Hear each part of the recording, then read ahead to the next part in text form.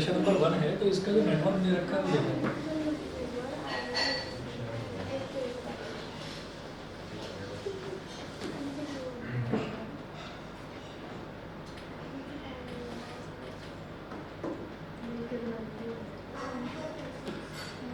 ये 200 ओम है, ये 5 वोल्ट है, नेगेटिव पॉजिटिव, और फिर 20 ओम है,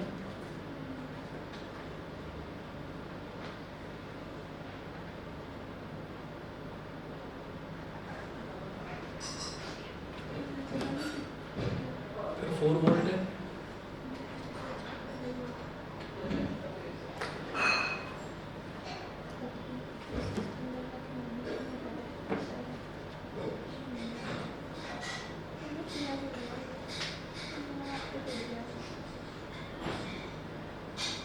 और फिर है 60 ओम। ये अब इसके बाद आप पी क्यू आर एस ऐसे दे रखा है, ये है पी क्यू आर और S. Apply Kirchhoff's rules to the loops P R S P. तो एक तो loop P R S P पर मेरे को किरचॉफ लॉ लगाना है, पी आर एस पी पर, तो पी आर एस पी इसमें लगाएंगे। तो जैसा इन्होंने बोला वैसे ही करते हैं। इन्होंने कहा पी आर एस पी, तो पी से आर की तरफ चलेंगे, फिर आर से एस की तरफ, और फिर पी की तरफ। तो देखिए एक चीज़ मुझे मालूम है कि ये 5 वोल्ट है, तो यहाँ से पॉजिटिव से निकलेगा करंट। अच्छा, कुछ दे रखा है इन्होंने करंट वगैरह? हाँ जी दे रखा है, I2 ऐसे दिया है, I2, और 20 ओम में जाता हुआ करंट है I3, I1, I2, I3, और फिर यहाँ से निकलता हुआ करंट ये है I1, I1, I2, I3 इस तरह से दे रखा है। अब आप ये देखेंगे कि जब मुझे यहाँ पर I1 दे रखा है, इधर I3 दे रखा है, तो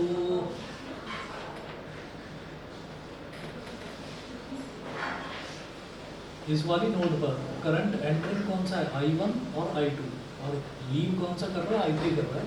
तो यहाँ पर हम ये कहेंगे कि apply KCL,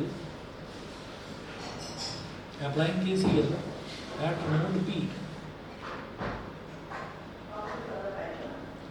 current leaving is equal to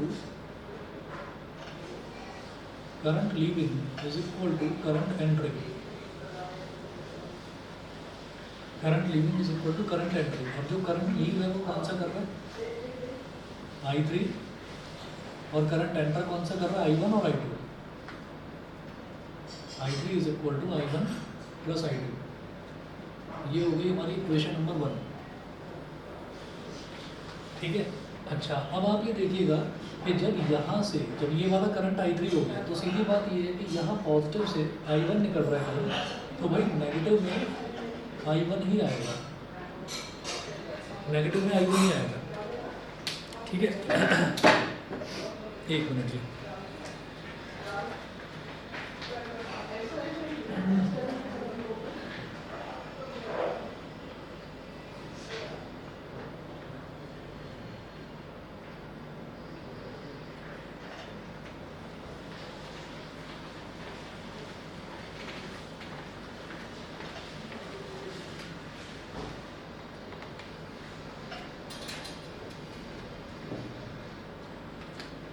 तो I3 is equal to I1 plus I2। तो मैंने आपको बताया था कि पॉजिटिव टर्मिनल से अगर I1 करंट निकल रहा है तो नेगेटिव में भी I1 ही आएगा, ठीक है। तो इसमें I1 आ जाएगा करंट। सिमिलरली पॉजिटिव से I2 निकला, इधर I3 चला गया, ठीक है, लेकिन घूम फिरकर नेगेटिव में I2 ही आएगा। तो ये पूरे में I2 ही आएगा, क्योंकि इस नोड पर भी कहीं कोई डिस्ट्रीब्यूशन नहीं हो रहा है, ठीक है ना। बस अब हमारे लिए KVL लगाना बेहद आसान है। कैसे लगाएंगे? Applying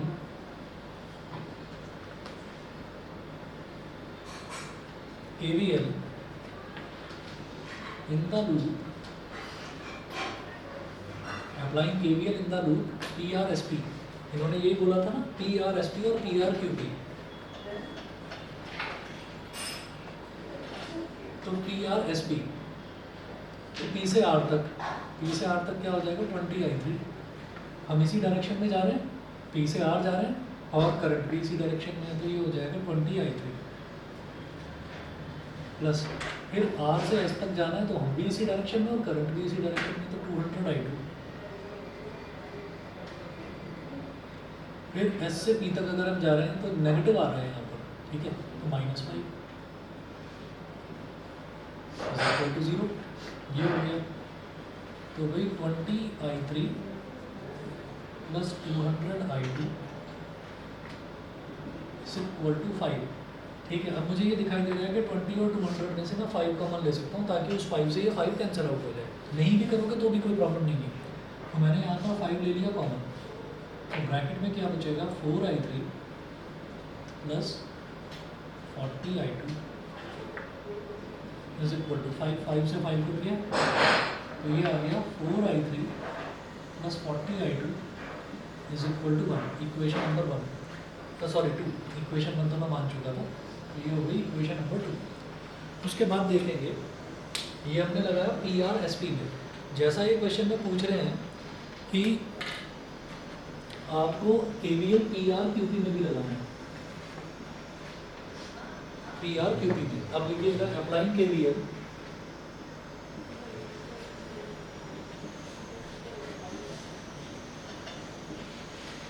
in the loop, applying KVL in the loop PR/QP,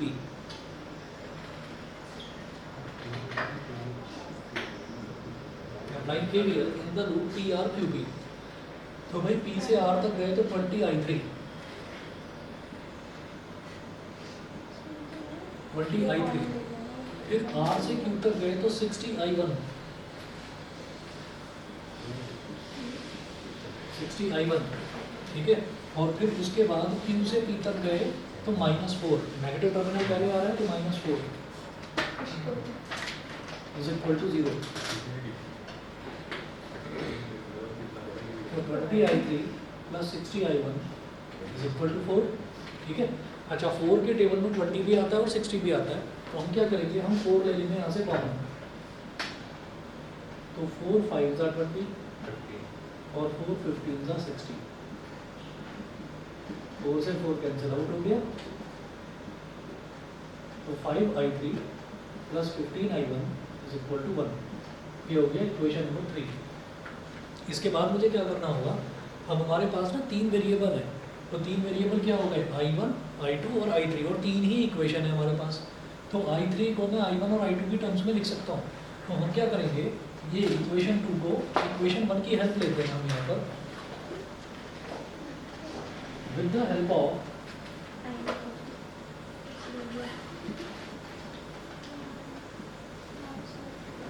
help of equation 1, equation 2 and 3 can be written as equation 2 and 3 can be written as, तो equation 2 क्या हो जाएगा, 4I3, I3 की जगह लिख देंगे I1 + I2, I3 की जगह लिख देंगे I1 + I2, 4I3 + 40I2 = 1, + 40I2 = 1। इसको एक्सपेंड करेंगे तो ये हो जाएगा 4I1 + 4I2 + 40I2 = 1, तो 4I1 + 44I2 = 1, तो ये हमारी इक्वेशन नंबर 2 है। इसमें मैंने I3 की वैल्यू डाली, तो ये इस तरह से I1 और I2 की टर्म्स में आ गई। अब इसी तरीके से इक्वेशन 1 से ही मैं इक्वेशन 3 को चेंज करूँगा, तो 5I3 की जगह डालेंगे I1 + I2 + 15I1 = 1,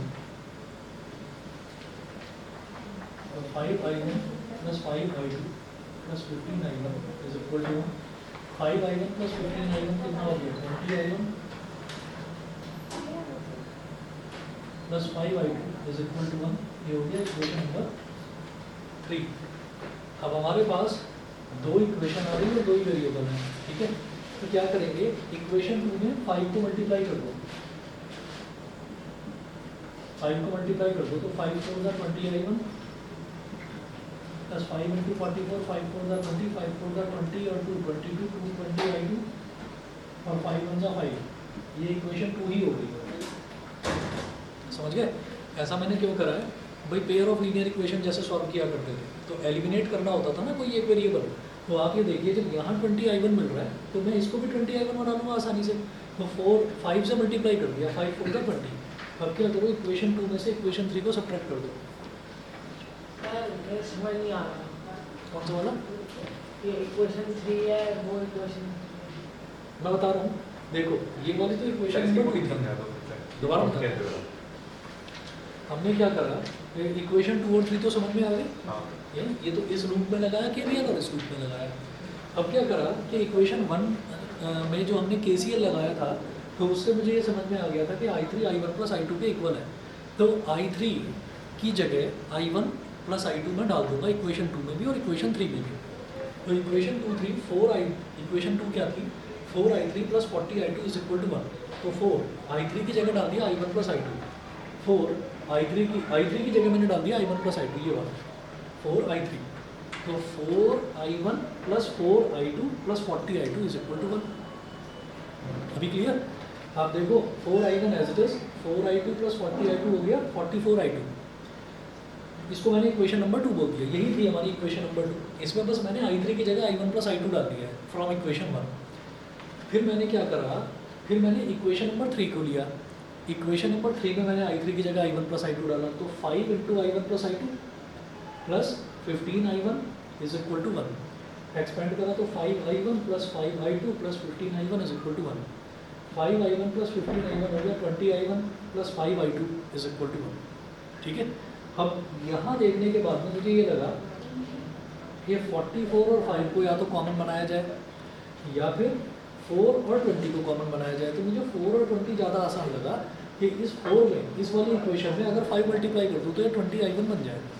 तो मैंने इस पूरी इक्वेशन में 5 को मल्टीप्लाई कर दिया, तो 5 4 का 20i1, 5 into 44 220i2 is equal to 5 into 1 5। ये हो गया। अब मेरे पास ये इक्वेशन 2 और इक्वेशन 3 है। अब 2 में से 3 को सब्ट्रैक्ट कर दो, सब्ट्रैक्ट i3 तो फिर i1 प्लस i2 करके भी निकाल सकते हैं। i3 तो लास्ट में निकाल लेंगे, उसमें तो क्या है, इधर से i1 और i2 निकलेगा और i3 निकल जाएगा, दोनों को ऐड करके बस ये करना है। तो सब्ट्रैक्ट इक्वेशन 3 फ्रॉम इक्वेशन 2, तो 20i1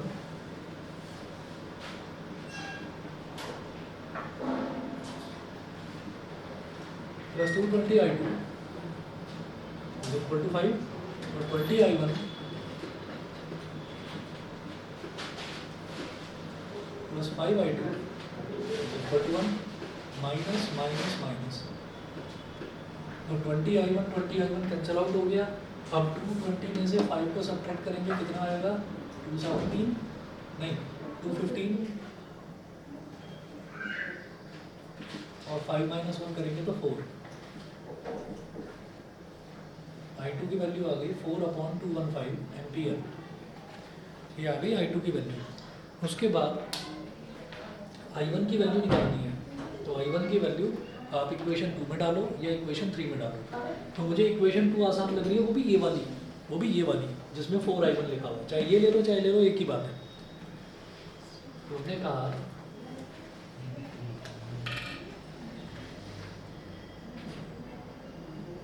from equation 2 4i1 plus 44i2 is equal to 1। तो 4i1 plus 44 multiplied by 4/215 is equal to 1। तो 4i1 प्लस 4 4 का 16, 4 4 का 16 और 1 17 176 अपॉन 215 इज इक्वल टू 1। इसको उधर ले जाओ, 4i1 is equal to 1 minus 176 upon 215। हाँ जी, तो 4i1 is equal to 215 minus 176 upon 215। 4i1 is equal to 15 minus 6 is 9, 15 minus 6 is 9, और इधर बचा 0, तो 10 minus 7 is 3, ठीक है, तो 39 आ गया। 39/215। अब I1 की वैल्यू आ गई 39/215 × 4 कितना हो जाएगा 860। 39/860 एम्पियर। I1 की वैल्यू ये आ गई, I2 की वैल्यू ये आ गई। अब जो हमको आंसर दे रखा है वो भी आप आंसर्स भी देख लीजिए। 39/860 एम्पियर, 4/215 एम्पियर, ये I2 हो गया। और I3 कैसे निकाला जाएगा, बेहद आसान है। I3 = I1 + I2। तो I1 और I2 को दोनों को ऐड कर दो तो I3 आ जाएगा। तो ये हमारे पास तीनों करंट्स आ गए।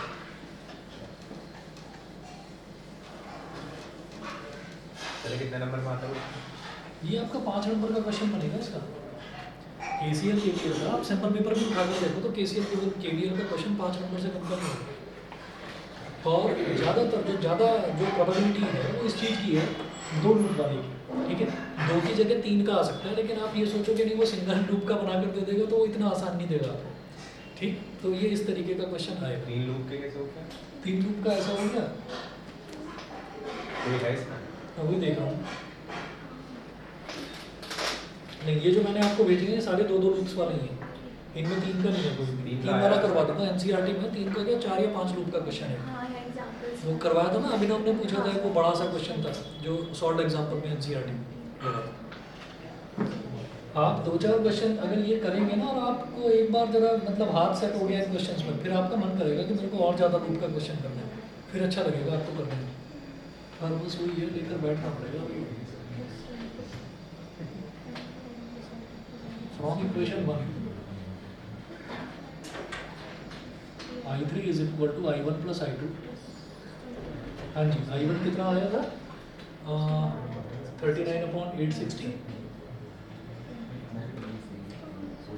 और I2 कितना है 4/215। तो हम जानते हैं कि 860 जो है 215 के टेबल में 860 आता है, 4 अभी तो करा था 215 4 ही तो करा था 860, ठीक है ना। तो LCM कितना आ जाएगा इसका 860 और 215 का 860 आ गया। तो ऊपर वाला 39 तो एज इट इज आएगा। 215 4 860 और 4 4 16। तो 39 + 16 कितना हो गया 55/860। अब इसको डिवाइड कर सकते हैं हम 5 से। 5 11 का 55 और 5 17 85। 86 - 85 इज 1 10 10 तो 2 हो गया। तो ये 11/172 एम्पियर, ठीक है जी। तो एक तो ये क्वेश्चन नंबर 1 हुआ जो आपको भेजा था। अब इसी तरीके से क्वेश्चन नंबर 2। क्वेश्चन नंबर 2 में किसको डाउट था बताया था किसी ने? क्वेश्चन नंबर 2 देख लीजिए। क्वेश्चन नंबर 2 में आप आंसर देखो पहले इसका, जो आपको फोटो भेजी है उसमें आंसर में क्या दे रखा है। आंसर में दिया है -0.75 एम्पियर, ठीक है। तो आंसर नेगेटिव में लिखा जा सकता है। उसका मतलब सिर्फ और सिर्फ इतना है कि करंट की जो डायरेक्शन फिगर में दे रखी है, हमारी डायरेक्शन उसकी अपोजिट आ रही है, बस इतना है उसका मतलब। Magnitude will remain the same, ठीक। मैं इस तरफ कर रहा हूँ इस क्वेश्चन को।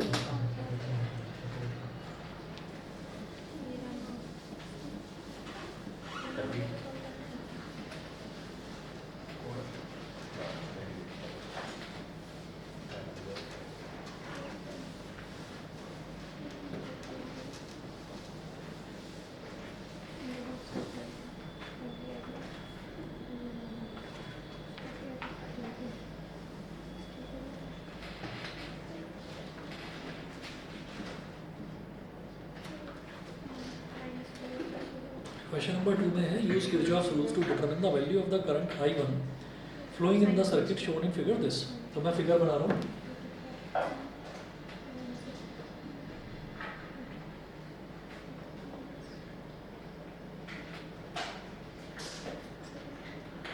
अब इन्होंने बीच में पॉइंट दे रखे हैं A B C D E F G H। तो ये जो पॉइंट्स दे रखे हैं ना, इन पॉइंट्स का मुझे तो कोई मतलब नहीं लगता। सीधा सीधा आप ये देखिए, इन्होंने ये बोला है कि find the value of the current I1। वो सिर्फ I1 की वैल्यू पूछा है। तो आप ABCDEFGH अपनी तरफ से ले लो या PQRS ले लो, जैसे इस वाले क्वेश्चन में था। तो हम तो नोड्स को नाम देंगे कुछ ना कुछ। तो पहले सर्किट डायग्राम बनाते हैं इसका। ऊपर सिर्फ एक सर्किट मतलब एक रेजिस्टेंस रखा है 30 ओम का। और नीचे है 20 ओम और फिर 20 वोल्ट।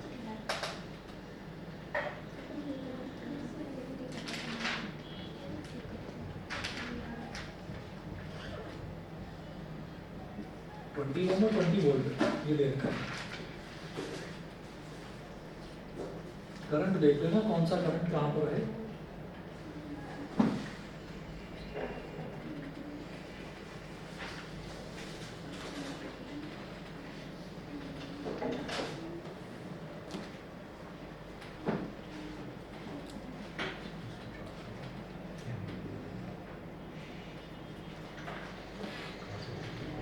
एट्टी वोल्ट 20 ओम।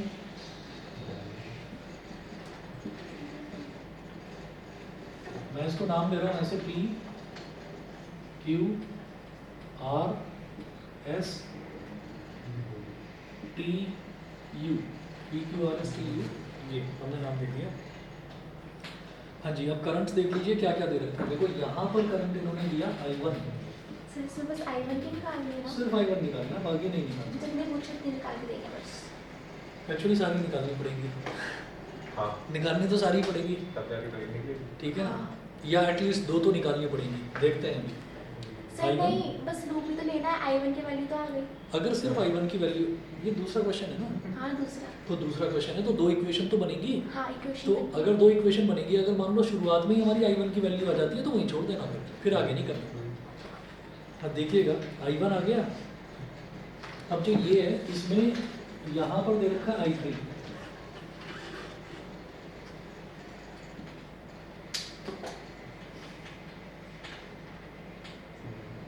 और ये नीचे वाली ब्रांच में दे रखा है I2, करंट इधर दे रखा है I2, ठीक है। और बस अब आप ये करिए कि अच्छा, हाँ जी, और यहाँ पर भी मेंशन कर रखा है I2 ऐसे। वो हम वैसे भी जान गए कि अगर पॉजिटिव टर्मिनल से I2 करंट निकल रहा है तो नेगेटिव में I2 ही आएगा वापस, ठीक है। तो आप ये देखिए, applying KCL eight node U, applying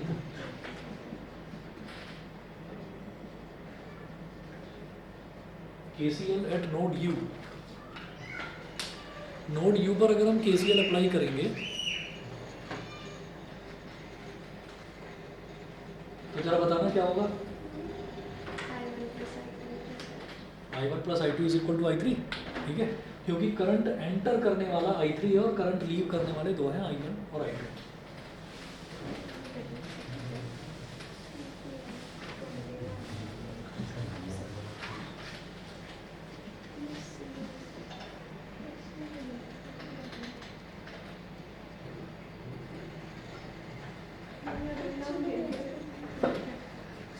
enter कर रहा है एक करंट I3 और लीव कर रहे हैं 2 current I1 plus I2।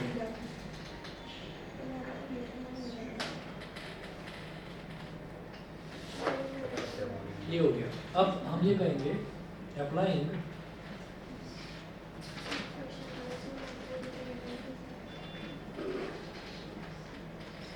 KVL in the loop, applying KVL in the loop PQRU, applying KVL in the loop PQRU। तो भाई P से Q तक अगर मैं जाऊंगा तो पहले नेगेटिव टर्मिनल पड़ रहा है तो -80, उसके बाद रेजिस्टेंस है 20 जिसमें करंट है I2। तो जिस डायरेक्शन में हम जा रहे हैं करंट भी उसी डायरेक्शन में है, रेजिस्टेंस 20 और करंट I2, तो पॉजिटिव का 20 आएगा। फिर Q से R तक कुछ नहीं, कोई बात नहीं। अब R से U तक जाना है तो पहले नेगेटिव टर्मिनल तो -20, उसके बाद प्लस का 20 I2। सर वो नीचे वाला प्लस का 20 क्यों आया? ये वाला नहीं नहीं नीचे वाला। नीचे वाला क्योंकि हम इसी डायरेक्शन में जा रहे हैं और करंट भी इसी डायरेक्शन में, तो प्लस 20 I2। और ये जो है ये 80 वोल्ट है, तो हम किसी भी डायरेक्शन में जाएं, लेकिन ये देखिए नेगेटिव टर्मिनल आ रहा है ना, नेगेटिव टर्मिनल पहले, तो इसलिए -80 दिया गया है यहाँ पे। बस ये करते हैं। वोल्टेज सोर्स की तो सीधा वोल्टेज लिखनी होती है, तो हम जिस डायरेक्शन में भी जा रहे हैं उसमें जो टर्मिनल पहले आएगा उसकी वोल्टेज, उसका आप वही पोलैरिटी लिख लेंगे, नेगेटिव है तो नेगेटिव, पॉजिटिव है तो पॉजिटिव।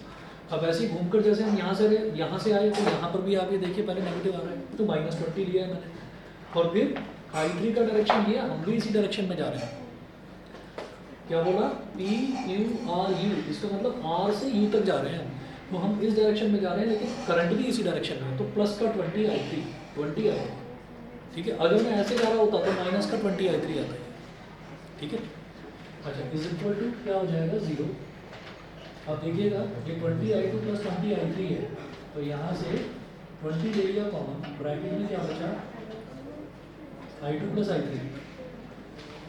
प्लस i3 बचा, और ये माइनस 80 है और माइनस 20, माइनस 80 माइनस 20 कितना हो गया -100, तो उधर जाकर क्या हो जाएगा प्लस का 100, 20 बंदा 25 सर, ठीक है। i2 plus i3 is equal to 5 हो गया।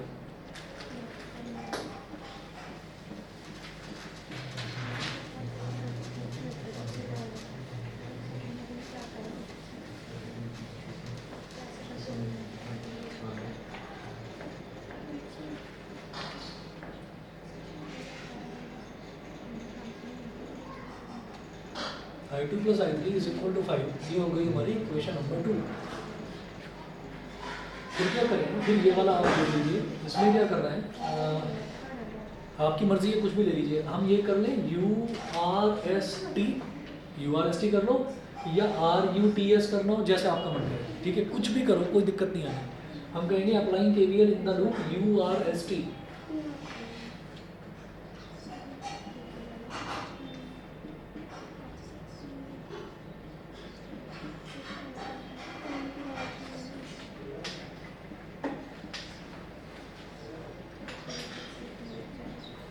Applying KVL in the loop URST।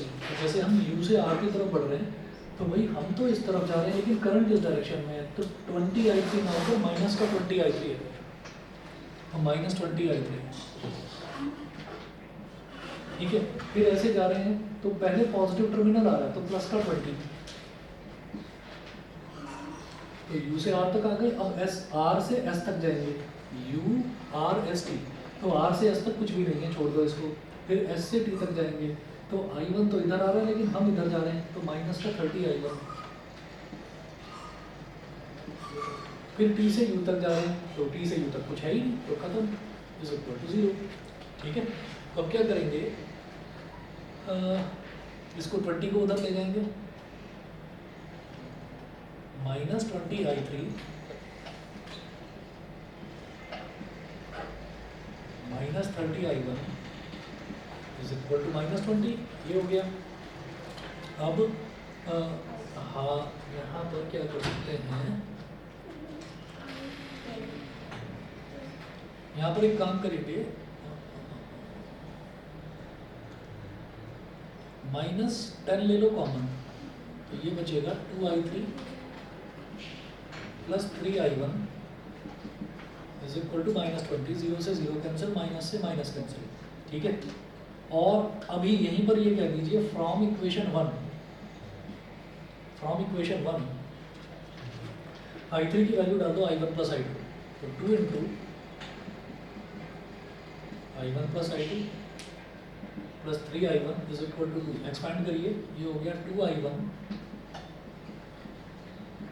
Plus 2i2 plus 3i1 is equal to 2, 3i1 plus 2i1 कितना हो गया 5i1 plus 2i2 is equal to 2, इसको बोलेंगे equation number 3। Equation 2 becomes, equation 2 में भी वैसे मुझे यहीं पर i3 की वैल्यू डाल देनी चाहिए थी, i1 प्लस i2, और चलिए कोई बात नहीं, अब कर लेते हैं। इक्वेशन 2 बिकम्स, i3 की जगह i1 प्लस i2 डालेंगे, i2 प्लस i3 की जगह डाल दीजिए i1 plus i2 is equal to 5, तो i1 plus 2i2 is equal to 5, ये हमारा इक्वेशन नंबर 2 आ गया, ठीक है। इक्वेशन 2 तो ये थी, बस यहाँ i3 की जगह i1 प्लस i2 डाला, तो चलिए क्वेश्चन हमारे लिए आसान बन गया। कैसे, क्योंकि इधर भी 2i2 है और इधर भी 2i2 है, हम इक्वेशन 3 में से इक्वेशन 2 को सब्ट्रैक्ट कर देंगे, सब्ट्रैक्ट करने पर i2 अपने आप एलिमिनेट हो रहा है, i1 की वैल्यू आ रही है, वही पूछी जा रही है हमसे वही पूछा है हमने बस। तो आप क्या करें, subtract equation 2 from 3,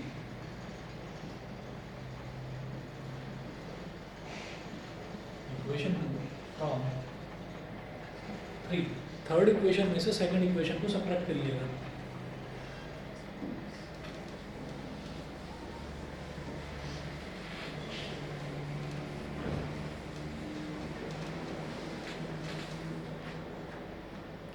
Subtract equation 2 from 3.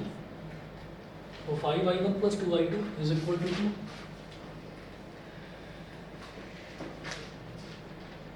Five i1 plus 2i2 is equal to 2 और i1 plus 2i2 is equal to 5. Subtract करेंगे तो minus minus minus 2i2 minus 2i2 cut गया। 5i1 माइनस i1 क्या हो गया 4i1 और 2 minus 5 कितना हो गया माइनस का 3। i1 is equal to minus 3/4 तो 3/4 तो 0.75 होता ही है, यही आंसर दे रखा है माइनस का 0.75 एम्पियर। इससे ये समझ में आता है कि जो क्वेश्चन में हमको डायरेक्शन दे रखी है i1 की ऐसे जाती हुई, वो ऐसे ना जाती हुई ऐसे जाती हुई, रिवर्स डायरेक्शन। नेगेटिव से सिर्फ इतना समझ में आता है। आप आंसर नेगेटिव में भी निकाल कर छोड़ देंगे तो भी कोई दिक्कत नहीं है।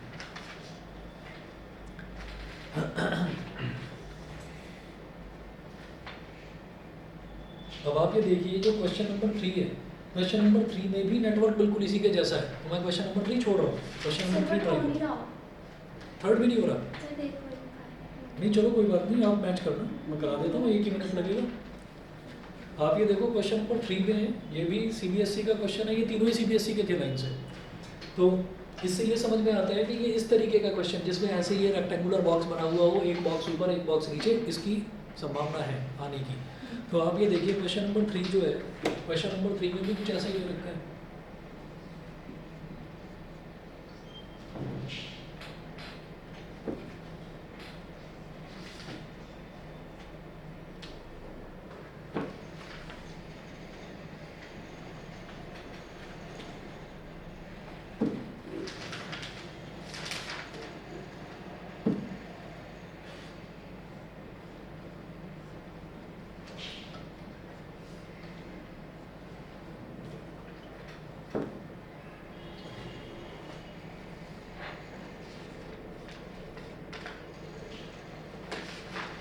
तो जो करंट है वो इसमें भी दे रखे हैं I1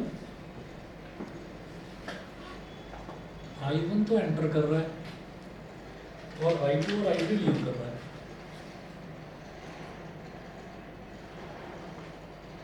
I2 और I3 लीव कर रहा है। 24 वोल्ट 2 ओम 27 वोल्ट 6 ओम 4 ओम। अब वो बोल रहे हैं कि किरचॉफ्स लॉ यूज करके आपको I1, I2 और I3 की वैल्यू निकालनी है। देखिएगा इसकी भी ऐसे ही आप नेमिंग कर लीजिए, यहाँ पर बोल दो P, Q, R, S, T और U। ठीक, अब आप ये देखिए अप्लाइंग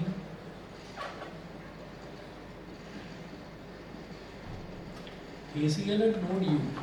नोड U पर मैं KCL लगा रहा हूँ और फिर वो current entering is equal to current leaving ना लिखते हुए मैं सीधा लिख रहा हूँ।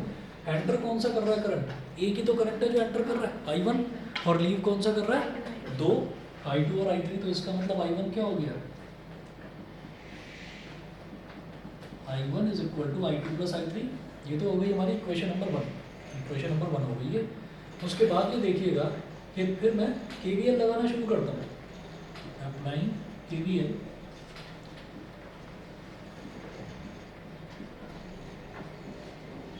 Applying KVL in the loop PQRU। तो देखिए आप यहाँ पर ये देखेंगे कि अगर यहाँ से I3 आ रहा है ना करंट, तो यहाँ से लेकर और यहाँ तक कहीं पर कोई नोड बट नहीं रही, ये सेम ही वायर है, बस मुड़ा हुआ है। ठीक है, जैसे इस पॉइंट पर तो मुझे दिखाई दे रहा है एक वायर ये, एक वायर ये, एक वायर ये तो एक नोड है, जंक्शन है। लेकिन यहाँ पर कोई जंक्शन नहीं है, यहाँ पर ये वायर आई बस मुड़ गई, फिर ये वायर यहाँ तक गई, फिर ये मुड़ गई। तो इसका मतलब इधर भी करंट I3 ही जा रहा है और इधर भी करंट I3 ही जा रहा है, समझ गए। सिमिलरली ये U से लेकर और यहाँ तक, यहाँ पर बस वायर मुड़ रही है, कोई तीसरी वायर आकर जुड़ रही होती तब मैं कहता कि जंक्शन है। तो इसका मतलब इधर I1 है ना, तो इस ब्रांच में भी करंट I1 ही होगा और इस ब्रांच में भी करंट I1 इस तरह से होगा। समझ गए? ठीक है। अच्छा, अब क्या करेंगे, applying KVL in the loop P Q are you. तो भाई पी से क्यू तक जाना है, तो इसका मतलब हम इस डायरेक्शन में जा रहे हैं, करंट क्या है I3, रेजिस्टेंस क्या है 4, तो 4I3 बन गया, 4I3 बन गया। फिर Q से R तक जाएंगे तो कुछ भी नहीं है रास्ते में, खत्म, कुछ नहीं। फिर R से U तक जाना है, R से U तक जाना है तो देखिए करंट तो I2 ऐसे आ रहा है लेकिन मैं ऐसे जा रहा हूँ। हमने लिखा ना PQRU, तो इसका मतलब मैं R से U तक जाऊँगा। तो जब मैं R से U तक जाऊँगा तो करंट तो ऐसे आ रहा है लेकिन मैं ऐसे जा रहा हूँ, तो 6I2 माइनस साइन के साथ -6I2। समझ गए? -6I2, -6I2। और ऐसे जाने पर पहले कौन सा टर्मिनल आ रहा है वोल्टेज सोर्स का? नेगेटिव, तो -27 इज इक्वल टू 0। खत्म हो गया, यू तक आकर खत्म हो गया, पूरा लूप कंप्लीट हो गया। आगे कर रहा हूँ उस तरफ।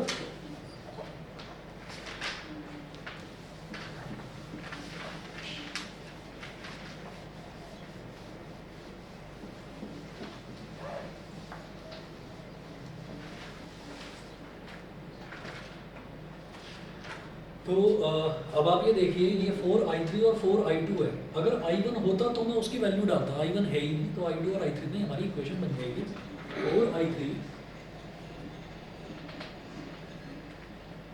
-6I2 is equal to 27। इसको बोल दो इक्वेशन नंबर 2। उसके बाद अब KVL लगाऊंगा यहाँ पर RSTU में।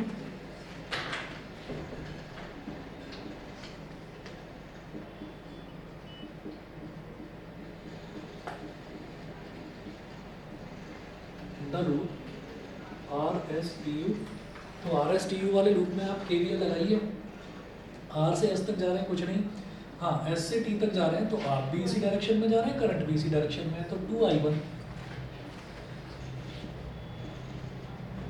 2I1 उसके बाद इस डायरेक्शन में जाते हुए पहले कौन सा टर्मिनल पड़ रहा है? नेगेटिव, तो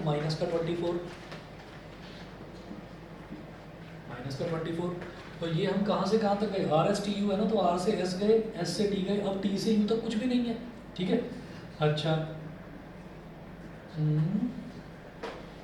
RSTU वापस R तक भी तो पहुँच रहे हैं ना, तो वापस जब R तक आएंगे तो प्लस का 27, भाई पहले पॉजिटिव टर्मिनल आ रहा है, प्लस का 27, ऐसे ही तो करेंगे RSTU, तो ये लूप तो यहीं तक आकर कंप्लीट होगा ना, तो प्लस का 27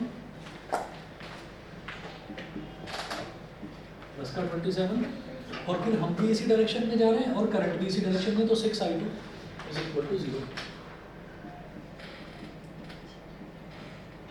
समझ गए? ठीक है। तो अगर इस पर कहीं कंफ्यूजन हो तो इसको ना ऐसे भी लिखा जा सकता है, जैसे PQR, क्या लिखा मैंने? PQRU, तो PQRU उसके बाद P भी लिख सकते हैं, PQRUP, क्योंकि मुझे वापस P पर आना है। ऐसे ही जैसे लिखा ना RSTU, तो RSTUR, मतलब मुझे वापस R तक आना है। मेरी बात समझ में आ गई सबको? ठीक है। उसके बाद देखिएगा, ये जो 2I1 है ना, ये जो 2I1 है, I1 की वैल्यू अभी डाल दो, मैं बाद में डाल रहा हूँ क्वेश्चन में, पहले ही डाल दो। I1 की वैल्यू क्या है? I2 + I3, तो 2 ब्रैकेट में लिखिए I2 + I3, और 27 - 24 हो गया, प्लस का 3 + 6I2 इज इक्वल टू 0, तो 2I2 + 2I3 + 6I2 - 3। अब 2I2 + 6I2 कितना हो गया? 8I2 + 2I3 is equal to -3। ये हो गई हमारी इक्वेशन नंबर 3। हाँ, अब जरा देखिएगा अब कैसे सॉल्व करना है इसको। ज़्यादा आसान ये नज़र आता है, 8I2 इधर I3 और बाद में I2 लिखा हुआ है, तो पहले I3 वाला टर्म लिख लो, 2I3 और 8I2, है ना। तो भाई इधर 4 है और इधर 2 है, ठीक। तो ज़्यादा आसान ये है कि इसमें 2 मल्टीप्लाई कर दो, ठीक। तो इसमें 2 मल्टीप्लाई कर दिया, इसमें 2 मल्टीप्लाई करने पर हम ये देख रहे हैं कि ये बन गया 2 × 4I3 ये बन गया 2 8 ज़ा 16i2 और 2 इंटू -3 माइनस का 6, ये हो गई इक्वेशन 3। तो 4i3 इधर भी है, 4i3 इधर भी है, सब्ट्रैक्ट कर दो, सब्ट्रैक्ट 3 फ्रॉम 2, ये तो वो भी 33/10 आ रहा है। कितना 33/10 मतलब 3.3 वही आ रहा होगा आंसर। नहीं, अभी देखता हूँ इसमें से इसको सब्ट्रैक्ट करना, कुछ गलती करी होगी तुमने। सिर्फ दो बार। हाँ 2 बार भी हो सकती है गलती को। सब्ट्रैक्ट 3 फ्रॉम 2, तो 3 को 2 में से सब्ट्रैक्ट करना, 4i3 minus 6i2 is equal to 27 और 4i3 plus 16i2 is equal to -6। तो माइनस माइनस और प्लस, अब बता दो समझ में आया कि नहीं। -6 और -16 कितना हो गया, माइनस का 22i2 और 27 प्लस 6 कितना हो गया 33। तो 11 2 ज़ा 11 3 ज़ा, तो i2 की वैल्यू आ रही है माइनस का 1.5 एम्पियर। कह रहा था ना मैं। लेकिन एक बात है, खास चीज़ ये है कि तुम्हारी हर गलती पे इसको बहुत हंसी आती है। हाँ, और शायद इसकी गलती पे तुम्हें आती है हंसी। मुझे नहीं आती। अच्छा, अलग चल रहा है, मतलब जो है कुछ भी बात हो तो बस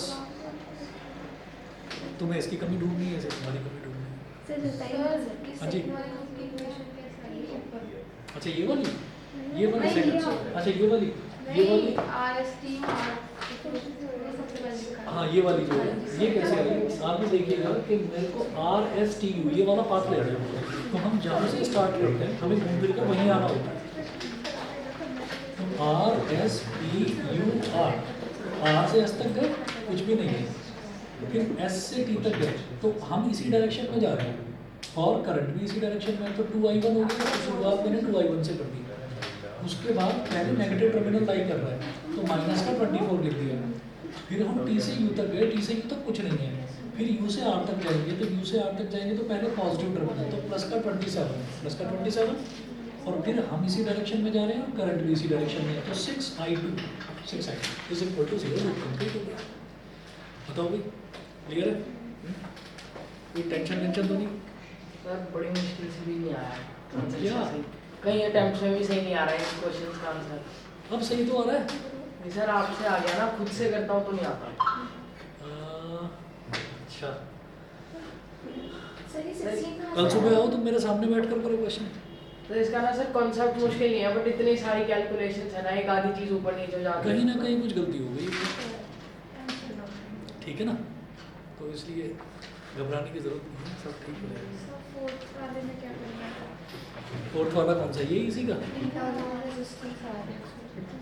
हाँ जी, फोर्थ वाला जो है, फोर्थ वाला भी सेम ही दे रखा है, बस ये याद रहे कि इंटरनल रेजिस्टेंस हमेशा सीरीज में जुड़ता है। तो जैसे इवन है ना, तो इवन के साथ चाहे R1 को ऊपर जोड़ दो चाहे नीचे जोड़ दो, ऐसे ही E2 के साथ में आप R2 को जोड़ दो सीरीज में, एक के पीछे एक जुड़ता है बस, उसके बाद हो जाएगा ये भी। E1 की और E2 की वैल्यू दे रखी है, कैपिटल R की भी वैल्यू दे रखी है। सर क्या करना है? हाँ सीरीज में लगाना। बस सीरीज में लगाना है, और 2-2 ओम के हैं दोनों के दोनों, बस ये कंसेप्ट यूज़ करना है। बाकी आप देखें डायग्राम बिल्कुल सही। प्लस हो जाएगा। हाँ, plus हो ये तो जाएगा। सिंपल वाला है, R प्लस R हो जाएगा। नहीं वो नहीं करना ना, आपको तो KVL लगाना है। तो जैसे यहाँ पर ये E1 दे रखा है ना, ये E1 दे रखा है और साइड में R1 लिखा हुआ है, तो E1 के बराबर में ही R1 लगा दो नीचे, ओके। इंटरनल रेजिस्टेंस सीरीज में जोड़ता है, ऐसे E2 के बराबर में नीचे R2 जोड़ दो, बस ये करना है और फिर आपका इसी के जैसा लूप बन जाएगा, बस फिर लगा देना KVL। अगर नहीं होता ना ब्रांच तो कल सुबह आ जाना आप एक बार, ठीक है? तो बैठकर मेरे सामने क्वेश्चन करना और मेरे को अपना स्टेप बाय स्टेप दिखा देना कि गलती कहाँ से हो रही है, मैं तभी बता दूंगा कि यहाँ गड़बड़ हो रही है। क्योंकि ये क्वेश्चंस आप समझ लीजिए, आपने थोड़ा बहुत भी प्रैक्टिस कर लिया ना, जितने भेजे हैं, अगर आपने 12-15 क्वेश्चन भी टोटल प्रैक्टिस कर लिए तो पेपर में आपकी गलती होगी नहीं इस क्वेश्चन में। स्टेप मार्किंग तो होती होगी। हाँ, step marking होगी। 9th वाला जो क्वेश्चन है, 9th भी ऐसे ही होगा। अच्छा, 9th में करंट्स नहीं दे रखे अलग अलग, इस वजह से लग रहा होगा कि क्या करना है, ठीक है? करंट क्लोज टू क्या क्या क्या क्या अच्छा, so that no current flows through 4 ohm resistance.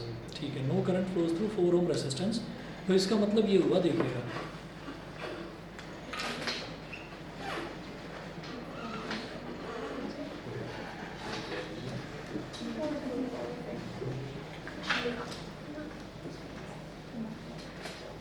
आप कुछ ऐसा कर लेना इसमें कि एक ही करंट दे रखा है यहाँ पर जैसे हर क्वेश्चन में क्या था कि 3 अलग अलग करंट दे रखे थे, I1 I2 I3। यहाँ एक ही दे रखा है करंट। मैं पहले डायग्राम बनाता हूँ, मैं डायग्राम बना रहा हूँ, उसके हिसाब से फिर इस क्वेश्चन को करना, आप लोग खुद ही करना, और मुझे लगता है हो जाएगा आप सबसे। ये एक रेजिस्टेंस दे रखा है, इधर पॉइंट E दे रखा है,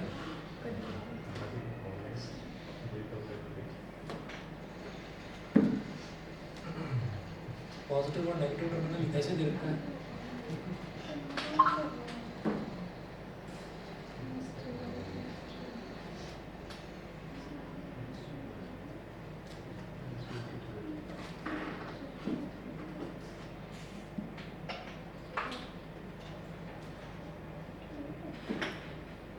positive negative, negative positive,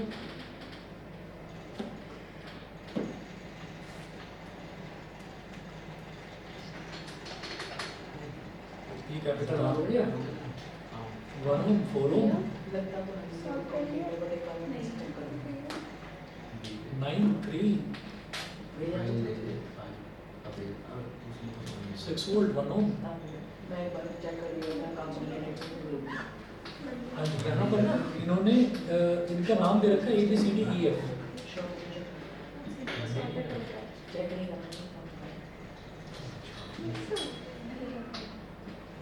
ABCDEF, और यहाँ पर A नोड से निकलता हुआ बस एक करंट दे रखा है I,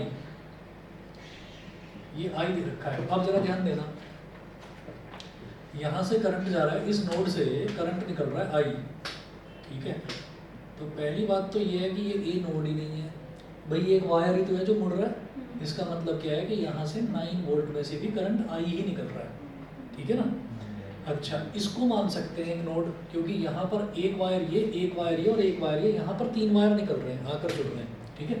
2 वायर अगर कहीं जुड़ रहे हैं तो आप ये कहोगे कि कुछ नहीं भाई, फिर तो स्ट्रेट वायर ये, तीसरा वायर आते ही फिर मैं उसको नोड बोलूँगा, ठीक। तो ये I हो गया, I यहाँ तक गया, यहाँ तक गया, कोई प्रॉब्लम नहीं, वायर ही मुड़ रहा है बस, कोई प्रॉब्लम नहीं। तो यहाँ तक I ही जाएगा, लेकिन I यहाँ पर जब पहुँचेगा तो डिस्ट्रीब्यूट होगा।